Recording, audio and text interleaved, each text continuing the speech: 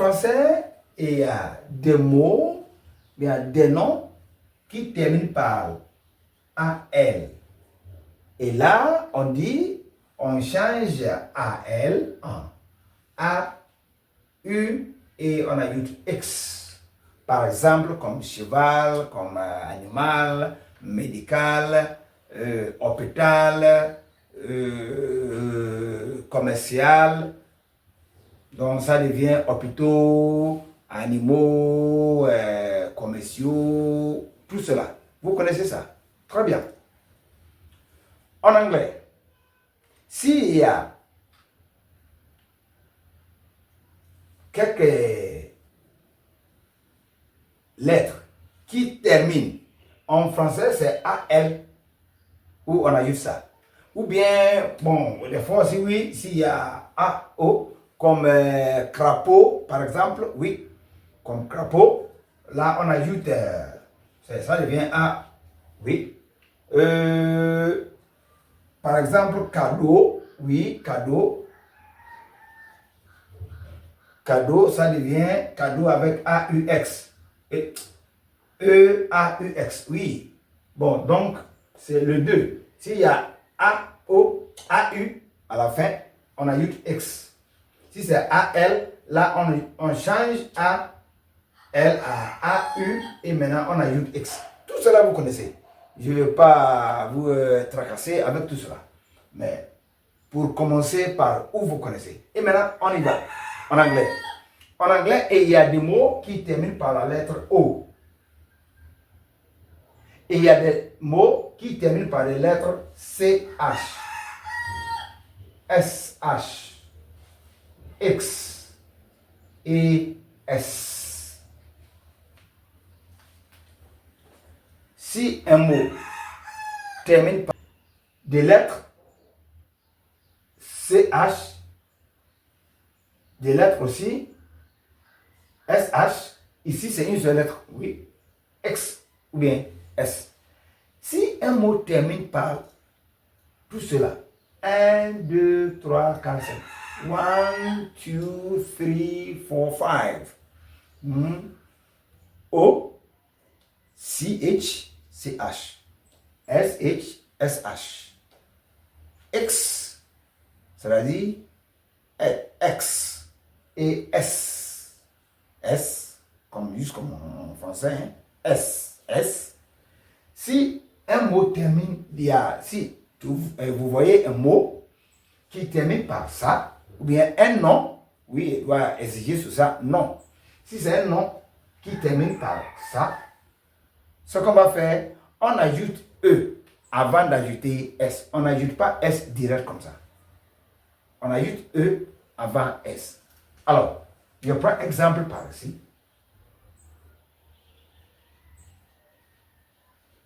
Mango. Ça termine par O. Le pluriel devient E avant S. Mangos. Et ça ne change pas le son. Si c'est O là, c'est comme si la lettre E n'est pas là. Mangos. Mango. Mangos. Le E est muet. Donc là, il n'y a pas de souci. CH. Par exemple, church. CH. Church. Le mot comme ça, pour avoir le pluriel, comme j'ai dit déjà, tu ajoutes E parce que ça termine par CH. Tu écris E avant S. Mais la prononciation, ici, on prononce E. Ça devient churches. Churches. C'est comme si il y a I ici. Churches. Il ne faut pas dire churches. Churches. Non. Churches. Merci bien. Ici, il y a un mot comme brush. Church, c'est église. Hein? Church, église. Mango, c'est mangue.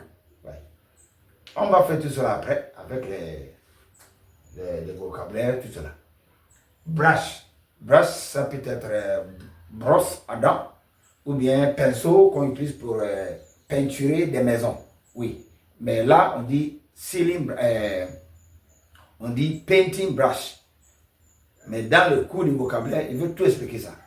Bon, maintenant, on fait la grammaire. S'il y a SH, on ajoute ES. Donc ça devient branches. Ici encore, on prononce I. E ici, là, on prononce comme I. C'est comme s'il y a I là-bas. Branches. Branches. Ox. X ici. Par exemple, box. On ajoute ES. Ici aussi, on prononce E. Boxes. Boxes. C'est comme si il y a I ici. S. Par exemple, basse. En français, on va dire bus. Mais en anglais, c'est basse. Oui, ça c'est A. Le son ici, c'est A. Basse. Ça devient basses. Ici encore, on prononce, c'est comme s'il y a U là-bas. Mais il y a une grande exception ici. Ça, c'est un grand piège. Il y a un mot ox. Là, le pluriel n'est pas oxes. Mesdames et messieurs, attention à ça. Ox, le pluriel, il dit, et là, il y a une exception. Donc, ox, le pluriel du ox devient oxen. Il faut bien noter ça. Le pluriel ox, là, ça devient oxen. Ce n'est pas oxes, comme box, boxes. Mais un mot comme fox, renard. Fox, c'est renard. Box, c'est boîte. Ça devient boxes. Mais ox, c'est pas oxes, mais oxen. Ox, c'est taureau. Hein, le taureau. Oui, ox. Oxen.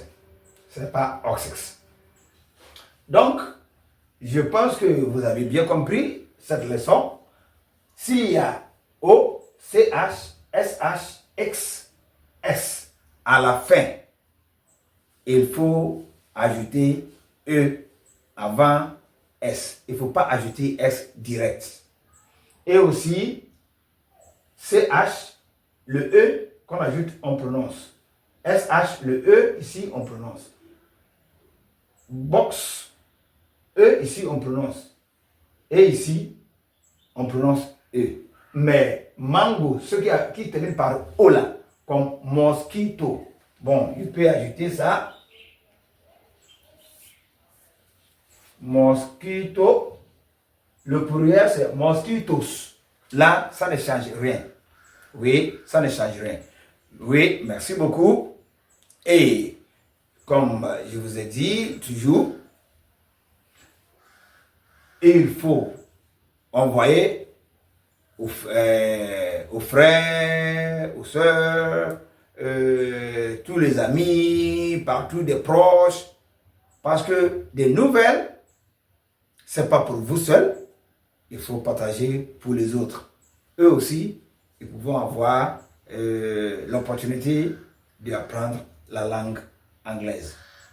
Merci beaucoup. Si vous avez des questions, n'hésitez pas de me contacter. Après chaque leçon, notre contact est là. Il faut nous contacter. Et s'il y a n'importe quel problème, on va le résoudre. Merci beaucoup. Et on a un autre prochain cours à la prochaine fois. Au revoir. Bye bye.